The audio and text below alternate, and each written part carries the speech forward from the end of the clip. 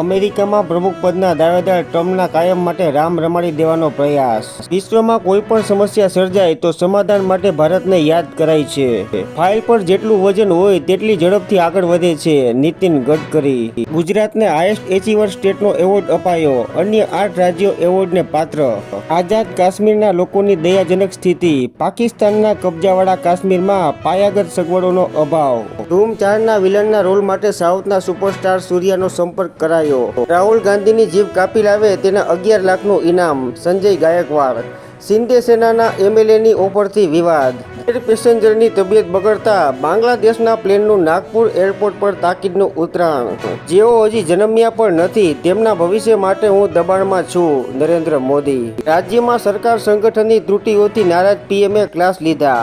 પૂર અને અતિવૃષ્ટિ પછીની સ્થિતિ અંગેનો રિપોર્ટ પણ માંગ્યો। શક્તિપીઠ અંબાજી ખાતે મેળાનો 5મો દિવસ। ભાદરવી પૂનમ મેળો। ભેટ કાઉન્ટરથી ₹1.90 કરોડની આવક। કેજરીવાલ આજે રાજીનામું આપશે। દિલ્હીના નવા સીએમ અંગે સસ્પેન્સ।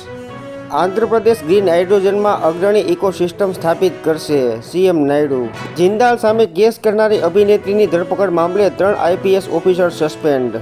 દેશમાં ચોમાસું 108%। નોર્મલથી સૌથી વધુ વરસાદ રાજસ્થાન અને ગુજરાતમાં। ગોંડલ નાગરિક બેંકની હાઈ વોલ્ટેજ ચૂંટણીમાં ભાજપ પ્રેરિત આખી પેનલનો શાનદાર વિજય। શાહરૂખ ખાને સૌથી વધુ ઇન્કમ ટેક્સ ભર્યો। બીજા નંબરે છે થલપતિ વિજય અને ત્રીજા નંબરે સલમાન ખાન। ચીનમાં 75 વર્ષ પછી વિનાશક વાવાઝોડું બેબિંકા ત્રાટક્યું। 2.5 કરોડની વસ્તીવાળા શાંઘાઈમાં હાઈવે, રેલવે અને એરપોર્ટ સર્વિસ બંધ કરી દેવાઈ। ત્રીજી ટર્મમાં મોદી સરકાર નબળી રહેશે।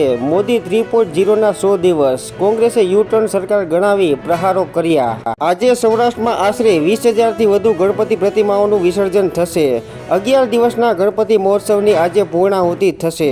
યુનોની મહામારી વકરી જવાની ચેતવણી છતાં તાલિબાને અફઘાનિસ્તાનમાં પોલિયો રસીકરણ અટકાવ્યું। પહેલું made in India aircraft Gujarat આપશે। પીએમ સૂર્યઘરની સિસ્ટમ જોવા મોદી વાવોલમાં લાભાર્થીઓના ઘરે ગયા।